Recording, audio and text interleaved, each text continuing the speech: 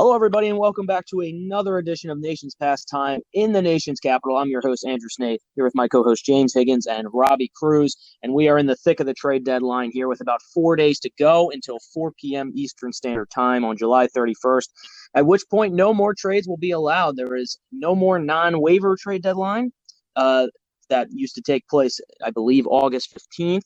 And that's that when it comes to trades. And we've already seen a couple happen so far. And I think we're going to see a lot more happen over the next couple of days. Is that not right, Robbie?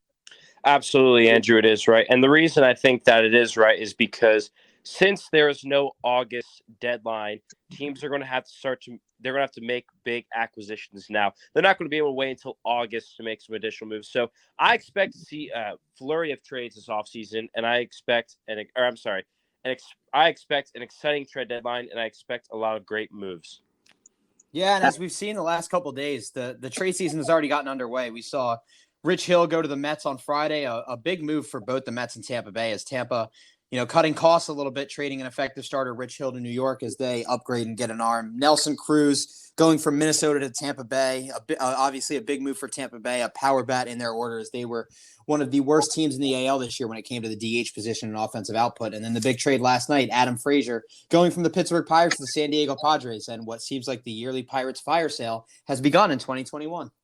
Yeah, and it's going to be quite the fire sale again. As you mentioned, Adam Frazier last night headed over to San Diego, became official earlier today. They got from the Padres Marcano, Jack Suwinski, and Mitchell Milano, I believe it is. A pretty good return, I would say so. I think a lot of Pirates fans would be, pretty satisfied. Of course, as satisfied as you can be considering one of your all-stars, not just an all-star, an all-star starter, had to be traded at the deadline. But honestly, I think a lot of people expected that this was going to be one of the first guys to get moved.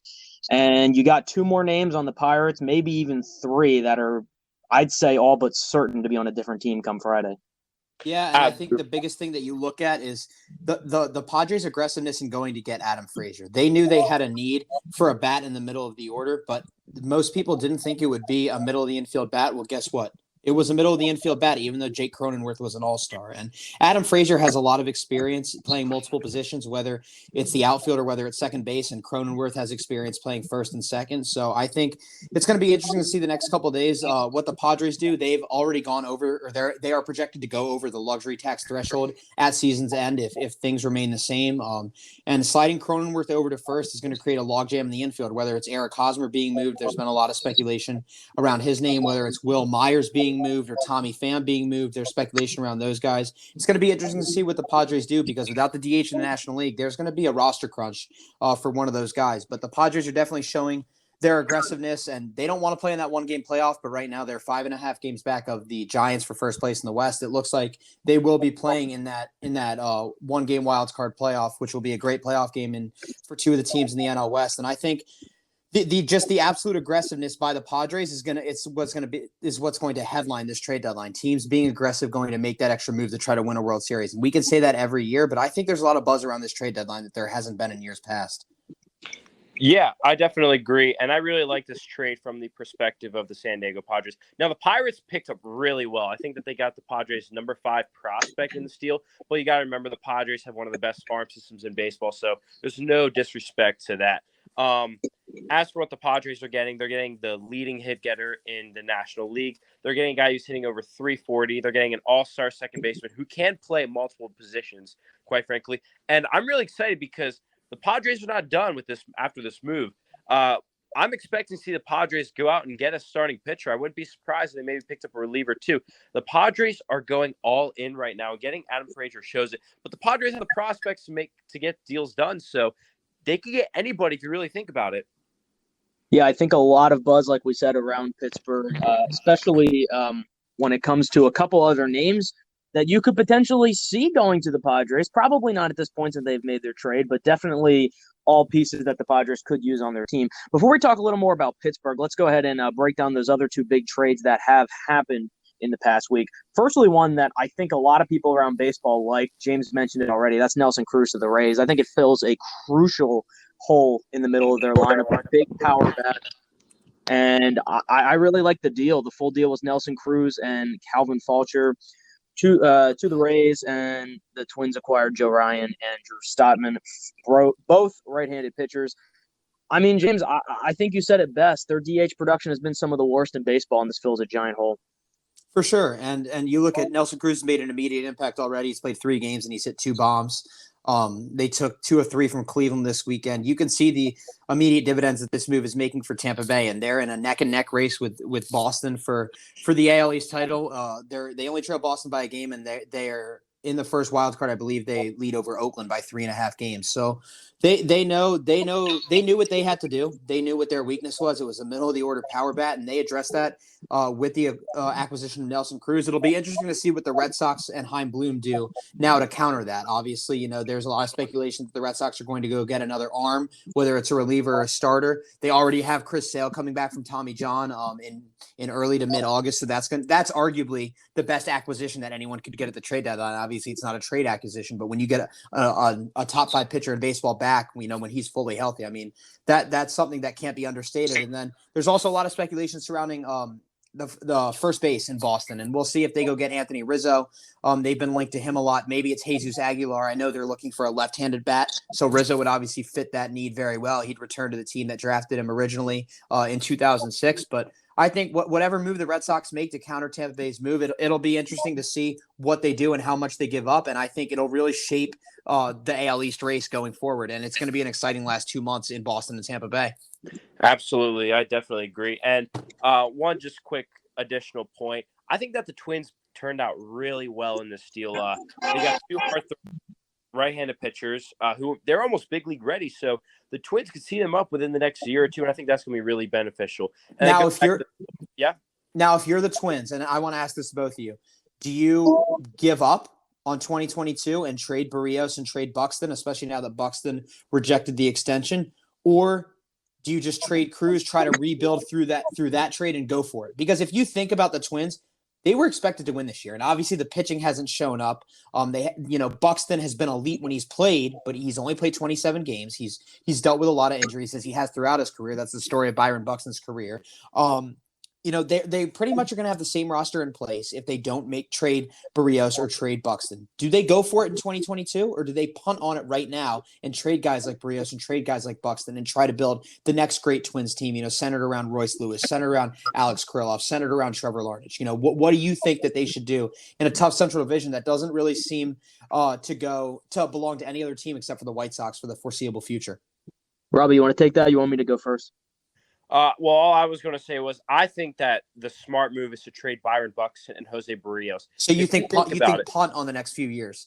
Yes, because Byron Buxton's a free agent at the end of the year. He's got a ton of trade interest right now, and so does Jose Barrios. So their value is extremely high right now, and Buxton's a free agent at the end of the year. So you think they both have 1 more year left. Like, you think trade them now instead of the offseason and maybe just wait and see? Yes, absolutely. Okay. I agree 100%. You have to trade both of them, and it's for the sole fact of, like Robbie said, how much interest and value they have right now. Buxton hurt, Barrios not having, a season that's absolutely amazing, but those are 2 positions, a good fielding, fast center fielder who also has some pop, and a solid starting pitcher that a lot of teams in contention right now could use and will probably pay more than they should to get.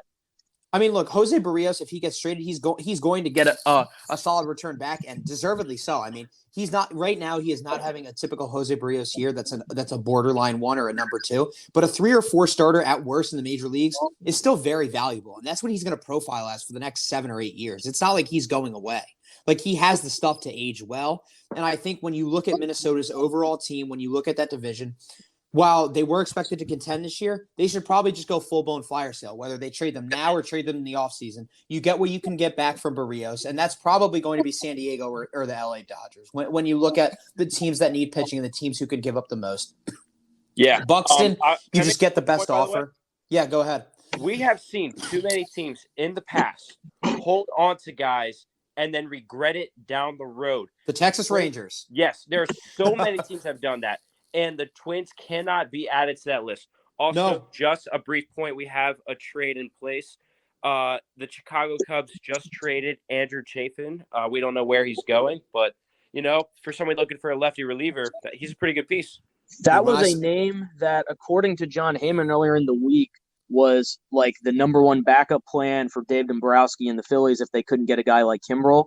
Wouldn't be surprised if they're on the top there. Another team you could potentially see him going to is, the Athletics. They were looking at Rich Rodriguez earlier today. The Blue Jays always need some open help there, and especially since they're performing much better than I think a lot of people thought they were going to. So I'm going to say one of those three teams.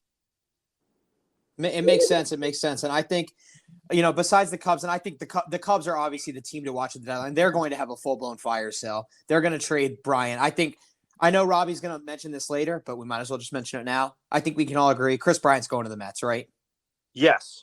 I think it makes the most sense. I don't think it's as set in stone as a lot of people think, but it does make the most sense. Fair enough. And I think I also think Chris Bryant's going to the Mets. And if for some reason he doesn't, I think they're going to end up trading for Josh Donaldson. They're going to get a third base bat, because especially with Lindor's injury, they need a bat for the left side of the infield. You never know how long Lindor's going to be out with that oblique. And then with obviously Baez and Rizzo, I think they're less likely to be traded than Kimbrel and Bryant, but there's still very much a chance there. Personally, I think Rizzo is going to end up going to the Boston Red Sox. That's a name that's been thrown around a lot, especially with the Red Sox. And so he's coming home. I think he's coming home. The Adrian Gonzalez trade was 10 years ago, 10 off seasons ago. I think Rizzo's coming home to try to bring another title back to Boston. I think right now it just makes too much sense. Bobby Dahlbeck hasn't worked out this year. They want another left-handed bat to shore up the middle of the order. You talk about premium defense at first base. Rizzo has won 3 Gold Gloves. He's won a Platinum Glove. I think Rizzo to Boston makes too much sense. And then lastly, when you look at Baez, I think he's the one that's most likely to stay, just because if the Cubs are going to pick one guy to keep and sign to an extension, it would be Baez.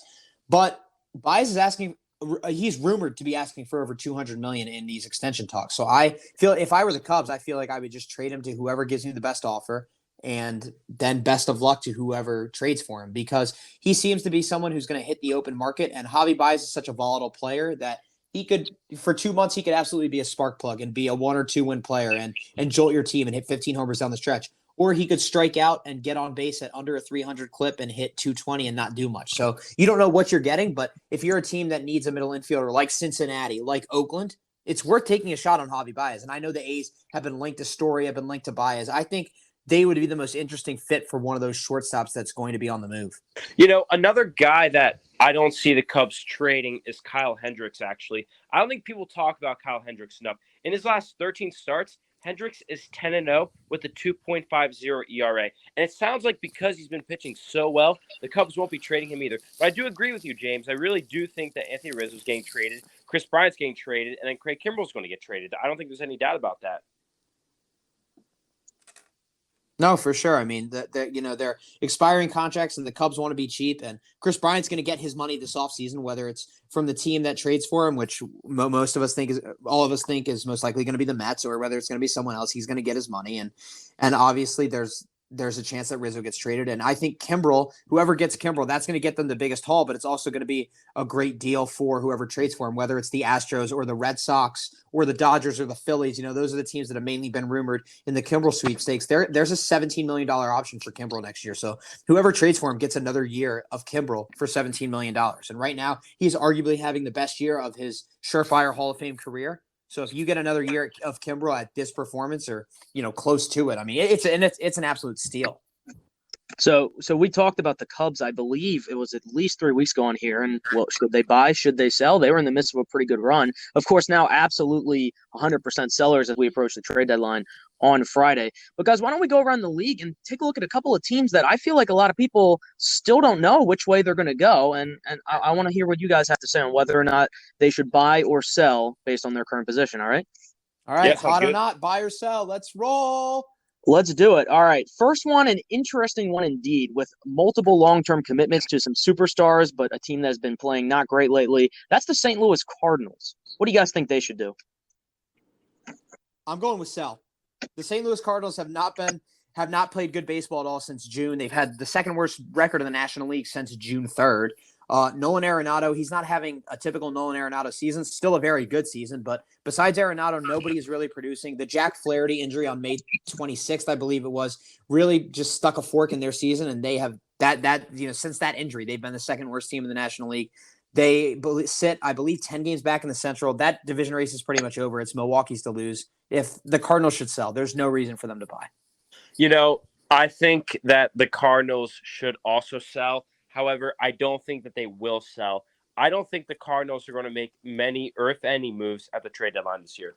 Well, they don't have a whole lot to sell in terms of but they shouldn't buy. But no, they've got to be aggressive. I think staying on that same thread with the Cardinals, they've got to be aggressive in the offseason because that fan base is going to get very upset if there's another lackluster season in St. Louis next year. I mean, these last few years, yes, they made the playoffs in 19, but overall, since 2017, they have been a very lackluster team. And it's not been the same brand of Cardinal baseball that those fans are used to in St. Louis and what most people in baseball are used to from the St. Louis Cardinals. And yes, they traded for Paul Goldschmidt. Yes, they traded for Nolan Arenado.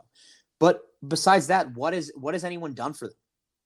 Nothing really. Marcell Ozuna walked out the door after 1 year. Nolan Arenado has been Nolan Arenado, but besides that, you haven't gotten much out of Goldschmidt, and the rest of the team has been very underwhelming, especially with Flaherty being hurt. I agree with you guys. For the record, I think they should indeed sell the pieces that they can sell. A name that I really want to watch with them, Andrew Miller, going to be a free agent at the end of the year. He obviously is nowhere near what he has been. He's got a 4.09 ERA this year, and I believe 22 innings pitched, but been very good over his last 6 appearances as a 2.45 ERA, and I guarantee you there's at least one team out there that is interested in adding him to the bullpen just because he's better than the players that they already have. Yeah, and he's a lefty. He's always going to get a chance, but also you look at Miller's postseason resume. I mean, it speaks for himself. Yes, he's not the guy he was with the Indians in 2016, but if you need him to get a high leverage out or two in the postseason, you can bet that Andrew Miller will come in and get that out and do everything he can to preserve that ball game for your team. Like you know what you're getting with Miller. You know exactly what that is, and that's probably the most attractive piece the Cardinals have to sell. But whatever it is, some team's gonna take a chance on Miller for a low end prospect, and hopefully it works out for them. All right, I got 2 more teams for you guys. First, let's go to the American League West, and I'm going to ask you about the Seattle Mariners. What do we think they should do at this deadline? Oh, I don't think that's much of a debate. I think that they should be buyers, and they clearly are trying to be buyers. They pursued Adam Frazier before missing out on him to the Padres. And I don't know if you guys heard, but last night it's reported that they're trying to get Whit Merrifield from the Kansas City Royals. That'd be a solid pickup. Andrew, do you think they should buy? I think they should buy in the way that, say, I'm trying to think of a good comparison. Think of the 2018 Phillies when they bought, but they bought in quotation marks. It was like low-key, cheap rental veterans.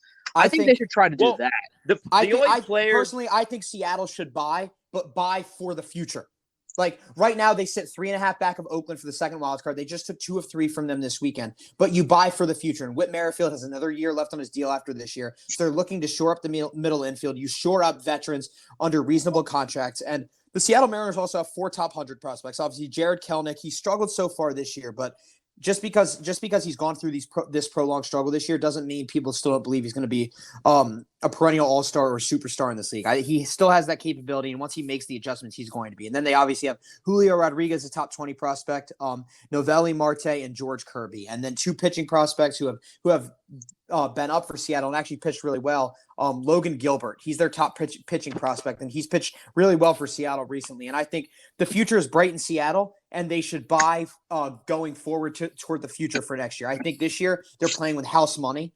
Whatever good things happen this year is phenomenal because they're ahead of schedule, but they're on the rise. They have a great farm system, 4 top 100 guys, not including Logan Gilbert because he's graduated prospect status. Buy for the future, shore up that team because they can compete in the AL West. Like right now, it looks to be like Houston is at the top of the top, but they can compete with Oakland. They can compete, obviously, with Texas. They can compete with the Angels. Why not go for it for next year and the year after with that loaded farm system and how well their veterans are playing this year? That's personally what I think. Buy for the future. I want to make another brief point. I agree with you, Andrew, that or both you guys, rather, that they should try to buy for the future. But I think they should try to sell a guy like Kyle Seager. I mean, I think he's been pretty solid this year, hasn't he? Maybe a team needs a third baseman. I think somebody would take him. He's going to be a free agent. No, possibly, but I think the danger with that is that what if for some reason they do end up getting hot and then they miss a bat like Seager? You just never know what's going to happen. And I think Seager spent his whole career in Seattle. I don't see them selling him just because they'll probably let it ride out. And maybe they'll end up re-signing Seager in the offseason. Who knows? Very good points indeed. The last team I was going to bring up here, I'd say a week ago, it would have been the Washington Nationals, since they seem to be the one that were right there on everyone's list of what do they do. But they're horrible past week, and after being swept by the Orioles, and the rumors that are circulating around everyone on the team besides Juan Soto pretty much confirms that Mike Rizzo is looking to sell off some pieces. So I'm not going to ask about the Nationals. I think it's pretty well known they're going to sell. We're going to go with the Philadelphia Phillies, sitting right at 500, and I think this is the team that, honestly, which way do you go here? And honestly, maybe this week decides that still. I have a question. Have we ever seen Dave Dombrowski sell? We have not, Robbie. That is an excellent point. So I don't see any way that the Phillies sell. Also, I think the Phillies still have a chance of winning the NL East. Do I think it's going to happen? No. I think that the bullpen's too bad. I think they lead the MLB in blown saves. However, my Yankees are right behind them. But I think that the Phillies are going to buy at the trade deadline. I don't think that they're going to get the biggest guy out there, but I think that they're going to get a pretty solid player. We've never seen Dave Dombrowski sell, but we've also seen Dave Dombrowski not go in and fully buy. And if you're Dave Dombrowski and you're the Phillies, if you're gonna buy, you better go all in and buy. Go get Craig Kimbrell. Go get Chris Bryant. Go get whatever impact bat or impact arm you need at the back end, and go all in over the luxury tax. Don't go halfway and go a little bit over the tax and just shore up the team. If you're gonna go all in and you really think you can catch the Mets, go all in. I don't know what they're gonna. I really cannot get a read on what they're gonna do, and I know we're asking for predictions. I truly don't know. Because do they have the prospect capital to go get Kimbrell and Bryant? Do they have the prospect capital that they're willing enough to give up to go get Kimbrell and Bryant? I should say. That's the big question. I mean, are you willing to go give up that much capital for both Kimbrell and Bryant, two impact players? There's no guarantee that they would re-sign Chris Bryant at the end of the year, especially with Alec Boehm. I know he hasn't had the year that many Phillies fans thought that he was going to have, but he's still a young, controllable third baseman. Obviously, the bullpen is the biggest need. So if you're going to go get one guy, go get Kimbrell. I truly don't know, and I think this week is going to decide it because the Phillies haven't exactly played inspiring baseball, but the Mets also haven't pulled away. So the Phillies are right there in striking distance. But I think this week against the Nationals, and yes, the Nationals should sell, but I really do think this week against the Nationals is going to decide it because if the Phillies drop 3 of 4, let's say, there's no reason. There's no reason to buy. Like what? But if they take 3 or 4 sweep, absolutely go all in. So I really think this week is going to determine it. And there's a lot riding for them because they can catch the Mets if they just hang on long enough. 2 quick points I want to point out. Excellent points by both of you guys. They absolutely still can. I mean, we're talking about a division where they're only 3.5 back. And after today's win in the first half of the doubleheader, the Braves are even 4.5 or 4 games back.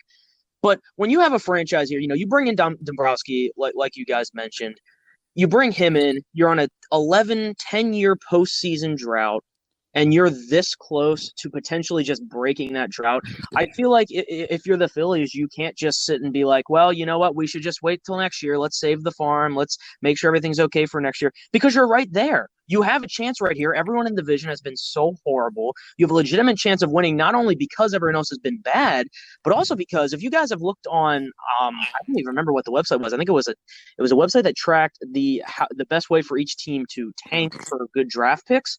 The Phillies are listed as 30 out of 30 for hardest schedule remaining. They have, without a doubt, the easiest schedule remaining in all of the MLB. They have multiple series against the Orioles, Pirates, Diamondbacks, teams that are not exactly great this year.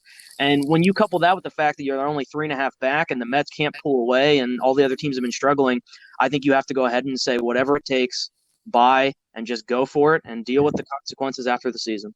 I'm not sure if we said where Chafin was going. We did not. He's on the verge of going to the Oakland A's. Ken Rosenthal reports. So the A's are getting their bullpen arm that's a big move to shore up the back end of the bullpen, especially after losing Liam Hendriks in free agency this offseason.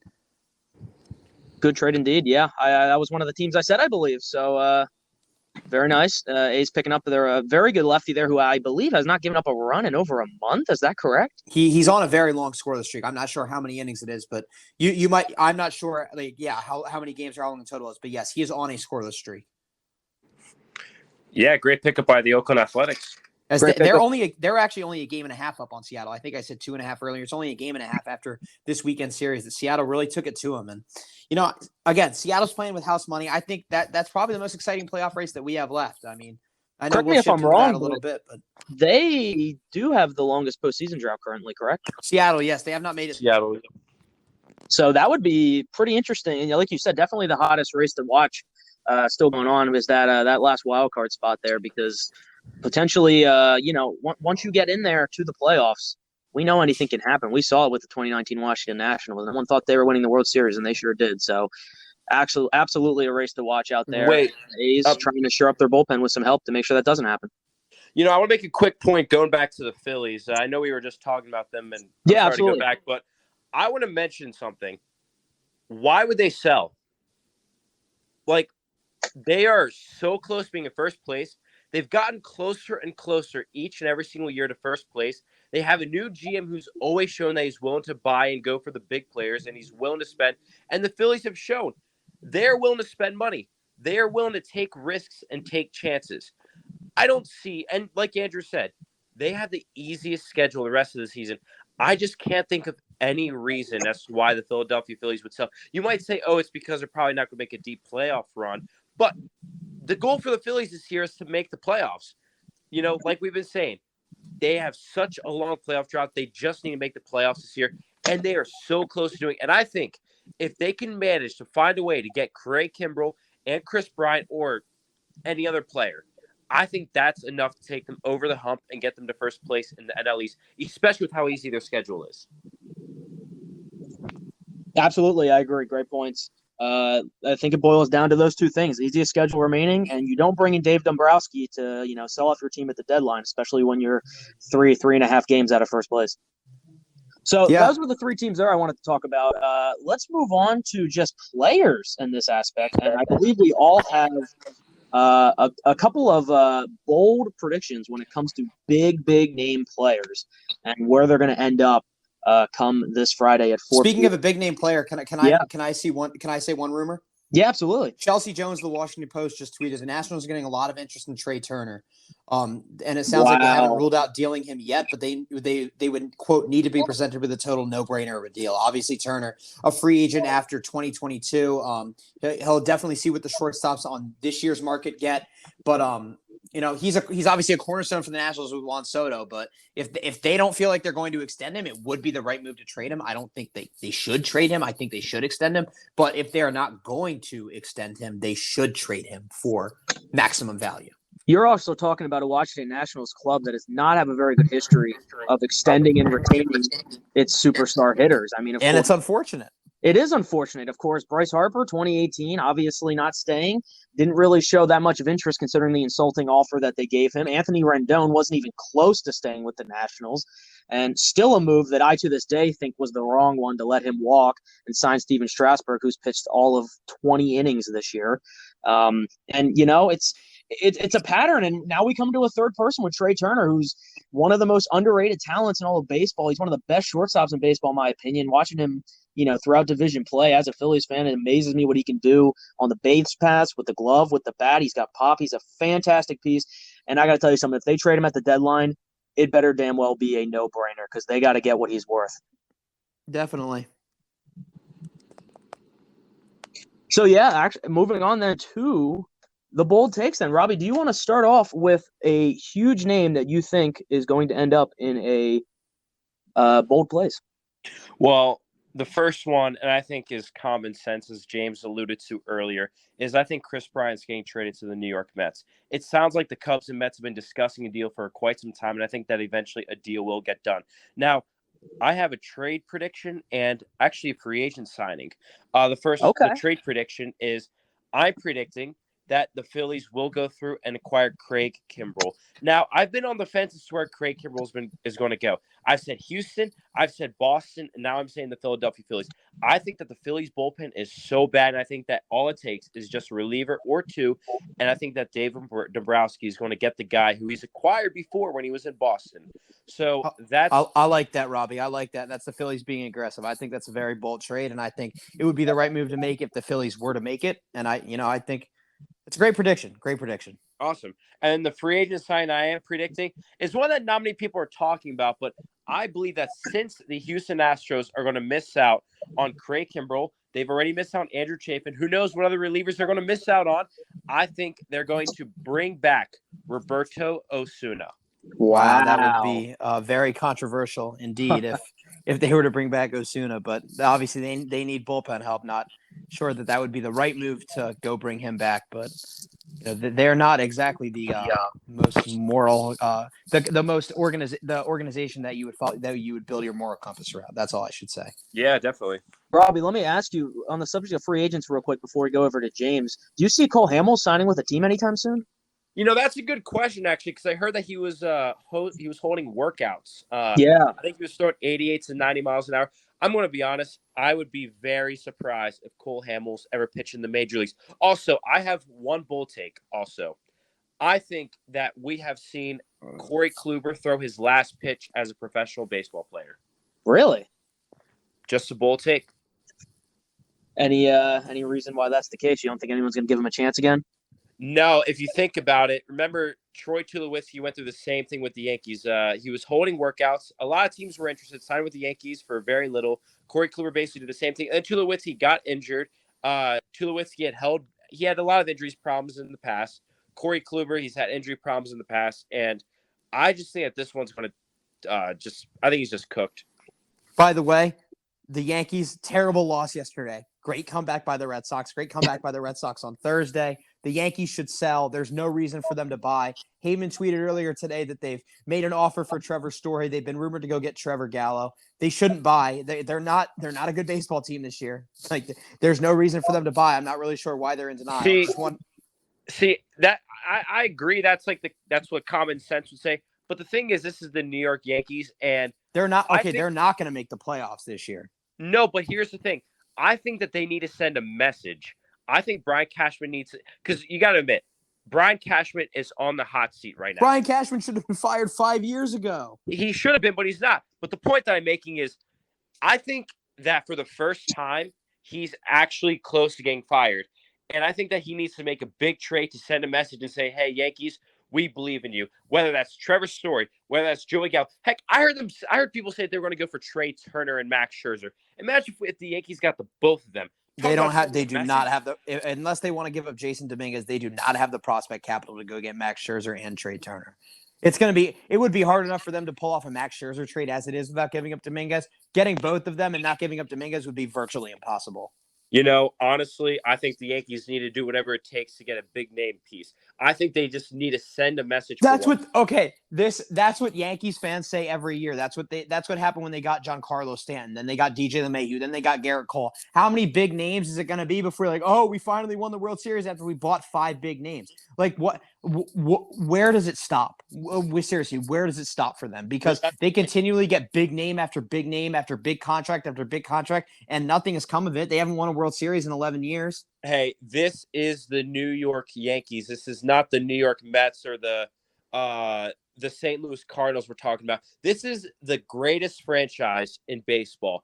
They have been destined to continuously bring in big name players. Now, I think that they've made several bad moves to begin with in the past, but I'm telling you, this Yankee team is close. They are close, and I think that they can still make the playoffs. I think we got to put aside the fact that if you think they're close or not, or if they're out of the playoffs, I think it comes down to what Robbie's saying. It doesn't matter what logic says. This is the New York Yankees. And especially with Brian Cashman at the helm still, he's going to try to save his job and go out and get a big guy and hope they can make a run, I mean, it's just not like the Yankees to do. Even when they did sell, of course, remember in 2016 when they traded Chapman and they got that big return, they just went and, got Chapman again that offseason. That was and even that year, they weren't really out of it. Correct me if I'm wrong, Robbie. Yeah, no, absolutely. They just missed the playoffs here. Now, I want to bring up one quick point. I think that if Brian Cashman goes out and trades for a player, I think his job is saved. However, I think that, and if he sells, I think that'll save his job as well. The one thing that Brian Cashman cannot, and I repeat, cannot do, is he cannot stand pat at the deadline. You have to make a move, whether it's buy or sell. I don't care what it is. We have to make moves. And I don't want to hear us get some average baseball player. I don't want to hear us getting Tyler Anderson from the Pittsburgh Pirates. That's not enough. That's what the Yankees have done in the past at the deadline, and they got to change. If Brian Cashman does not make any moves, he's got to go. He's done. All right. Well said indeed. James, how about your boldest take for the trade deadline this Friday? Max Scherzer to the Los Angeles Dodgers. Wow. Please explain. The Dodgers know exactly what they need to do to shore up the rotation and go get another World Series title. They've been banged up all year. Cody Bellinger's been hurt, and he has been absolutely abysmal at the plate, hitting under 200. Mookie Betts started to get red hot at the end of the first, and now he's on the IL. Corey Seager's still in the IL with a broken hand. Clayton Kershaw is on the IL right now. Trevor Bauer, we're not sure if he's coming back this season at all or ever possibly. But that's besides the point. That they need to go shore up the starting rotation because the health of Kershaw, he's been on the IL in each of the last 5 seasons, I believe. Really, your only legitimate starting pitcher that's been healthy has been Walker Buehler, and he's been one of the more underrated pitchers in the game. But they know that they need another bona fide stud at the top of the rotation to shore up their rotation for a postseason series into going to get a World Series. And I believe that no other pitcher presents that opportunity than Max Scherzer himself. I mean, he's the greatest pitcher of this generation. He'll be side by side with the second greatest pitcher of this generation, Clayton Kershaw. The Dodgers have the prospect capital to go do it. They're willing to go over the luxury tax threshold. They know what they need to do to go win another World Series, and that is get healthy and get Max Scherzer to help aid Kershaw to replace Bauer. And this is the perfect opportunity. It's finally presented itself. And if you're the Dodgers, why not go all in? Why not just go let it hang out there, right? Just go do it. You know what you need to do. You have the prospect capital. You know that if you don't get him, the San Diego Padres, your division rival, will probably go get him. So just go do it. That's what will win you a World Series most likely. If the Los Angeles Dodgers go get Max Scherzer, they will be the World Series frontrunners if they aren't already. Fantastic points indeed. That would be, I would say, an earth-shattering move. I think that qualifies as. Am I wrong? No, you're not wrong at all. That would be absolutely insane to see him don the Dodger blue for the remainder of the season. And you know what? If I'm being honest, it does make a lot of sense, especially with your explanation there. And as much as Washington Nationals fans might not want to hear it, it is the right move. They need to trade him, and they need to trade him soon. Yeah, for sure. Absolutely. So, Andrew, what's your big prediction? So I was thinking about it throughout your 2 predictions, and I am with Robbie. I do believe that Craig Kimbrell will be a Philly. I think it makes too much sense.